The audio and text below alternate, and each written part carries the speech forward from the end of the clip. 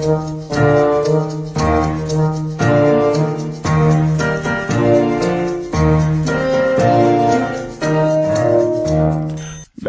olmak maymuncak sakrab oynadı.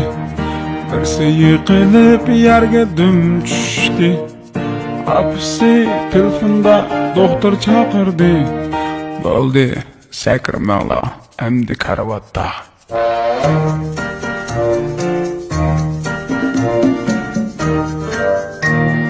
Dört olmak maymuncak sakrab oynadı. Birisi yıkılıp yerge düm düştü. Apisi telefonda doktor çağırdı. Bo'ldi, sakrmanglar, endi karavatta.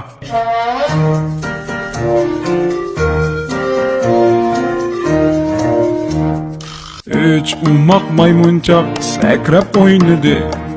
Birisi yıkılıp yerge düm düştü. Apisi telefonda doktor çağırdı. Bo'ldi, sakrmanglar, endi karavatta.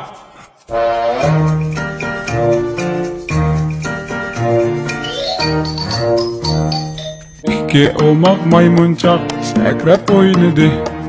Birisi yıkılıp yerge düm düştü. Apisi telefonda doktor çağırdı. Bo'ldi, sakrmanglar, endi karavatta.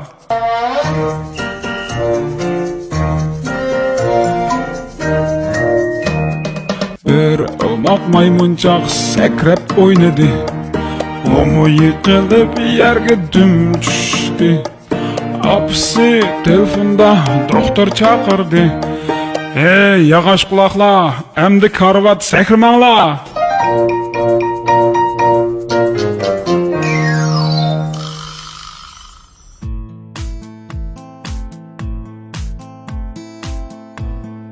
Lutfi şirket salonini qitib bilishni unutmang.